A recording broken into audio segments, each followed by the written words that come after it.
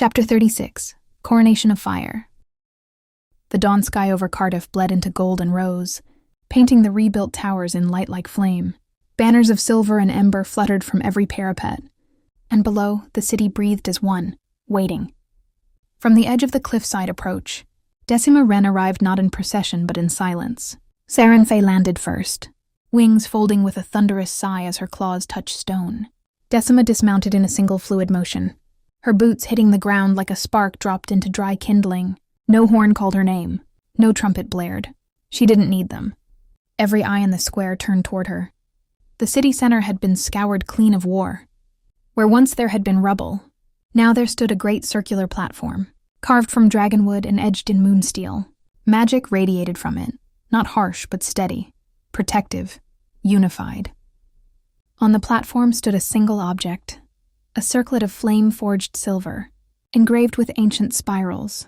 Beside it stood the newly formed Council of Clans, Cassian, cloaked in black leather trimmed with warding runes, Molly the Seer in moon-threaded robes, Sir Gawain of Hereford armor gleaming, Lady Erwin of Gwynedd flanked by her twin familiars. Even the long-hidden forgotten clans had sent envoys, faces painted with earth and starlight. The crowd was vast, humans, gnomes, witches, dragonkin, children balanced on windowsills. Blacksmiths leaned from their forges. A group of flame dancers from the Vale performed silent, fire weavings along the plaza's edge, and above it all the sky watched. Decima moved forward, Sarenfe behind her with quiet rumble, and climbed the dais.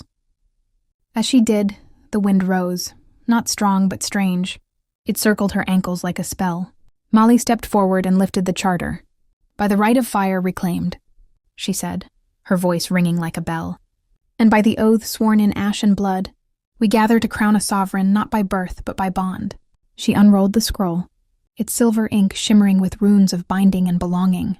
"Let this coronation mark the union of all free clans, human, dragon, gnome, witch, and shadowborn alike."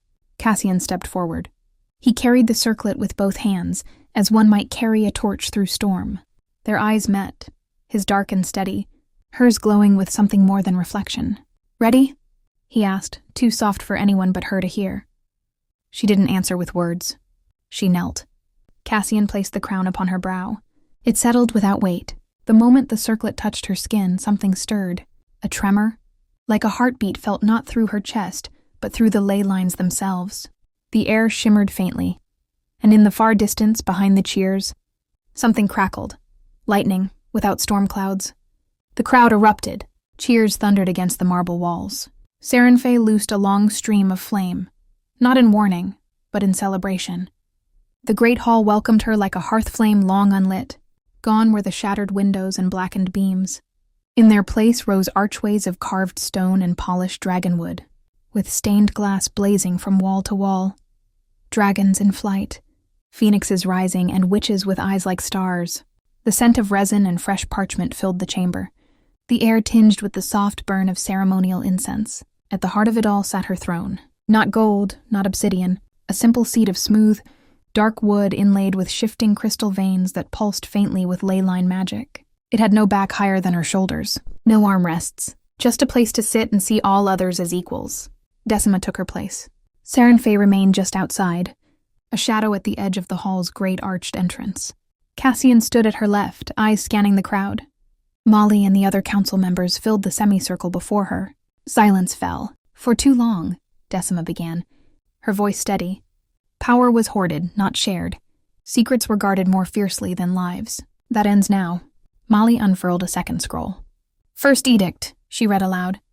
"The Council of all clans will convene once per moon cycle, with equal voices from gnome, witch, dragonkind, and free folk. Second," said Decima, "the forbidden archives will be opened.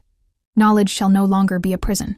Third," Molly continued, "joint patrols will be formed, witches, warriors, and dragon riders. Every town, every village, every vale will be guarded, not ruled." A murmur of approval rippled through the chamber. "Fourth," Decima said, pausing, "no child born in Wales shall be denied magical training, regardless of bloodline." That drew a gasp, followed by thunderous applause.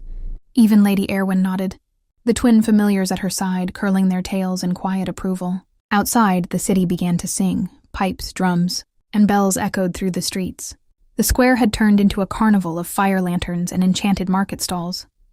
Food carts wheeled in from the lower gates. Gnomes hawked moonsteel charms. Witches twisted sky silk scarves with wind spells. The scent of sweetbread and heather roast filled the air. Cassian found her later in the sun-dappled foyer, just past the glass doors that led onto the hall's stone balconies. He carried a goblet of spiced wine and a crooked smile.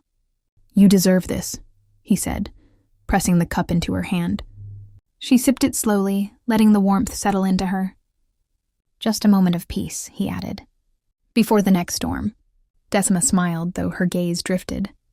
Past the festivities, past the songs, toward the faint shimmer in the sky above the western peaks. A ripple, a flicker. She stepped closer to the window. There it was again, like heat haze, but violet-tinged and spiraling slowly. "What is that?" she whispered. Cassian followed her gaze, his expression hardening. "It's in the ley line." Molly appeared behind them, unbidden but not unwelcome. "Something's building. It's not coming from Snowdonia. It's older." "Daniel?" Decima asked without meaning to. Molly didn't answer, but her silence said enough. Whatever was rising now had begun long before the coronation, before the chains were broken, before the fire, and it would not wait long.